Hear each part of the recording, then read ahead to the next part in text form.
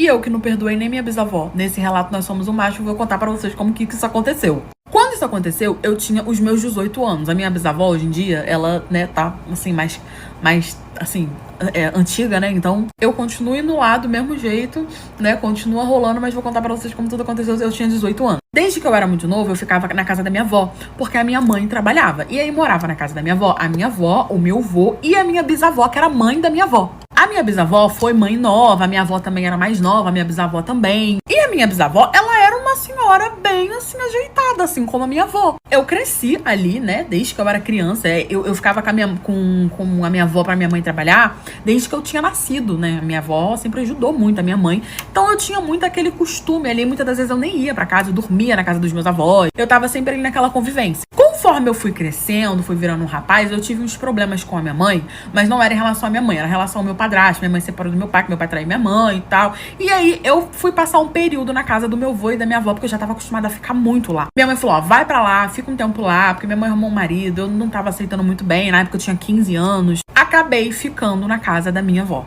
Passou-se 3 anos e eu com 18 anos, gente, eu comecei a reparar que a minha avó, a minha bisavó, né, não era minha avó, não, minha bisavó, todas as vezes que o meu avô e minha avó não estavam em casa, ela ficava me olhando meio diferente, ela dava assim umas deixazinhas, só que eu deixava pra lá, fingia que eu não tava entendendo, desconversava, até que um belo dia, o meu avô e a minha avó fizeram 300, 800 anos de casados e eles foram comemorar. O que eles fizeram? Eles saíram pra poder viajar e iriam ficar 4 dias fora. E eu na casa da minha bisavó. E aí ele falou, ó, fica aí com a sua bisavó, cuida da sua bisavó, sendo que minha bisavó tava ótima, tá? Eu falei, tranquilo, eles foram viajar e assim que eles saíram, a minha avó, não, vamos pedir alguma coisa pra gente comer, não vamos fazer janta hoje não, a gente pede alguma coisa pra gente comer e tal. Pedimos alguma coisa pra comer, botamos o filminho, tava eu e minha bisavó, e aí a minha bisavó do nada pediu pra conversar comigo um assunto muito sério. Eu me assustei e falei, pronto, ela tá doente, vai de arrasto. Já olhei pra ela e falei, o que foi? Tá tudo bem? E aí ela me fez uma proposta, curte, comendo pra baixo, deixa eu ajudar a blogueira.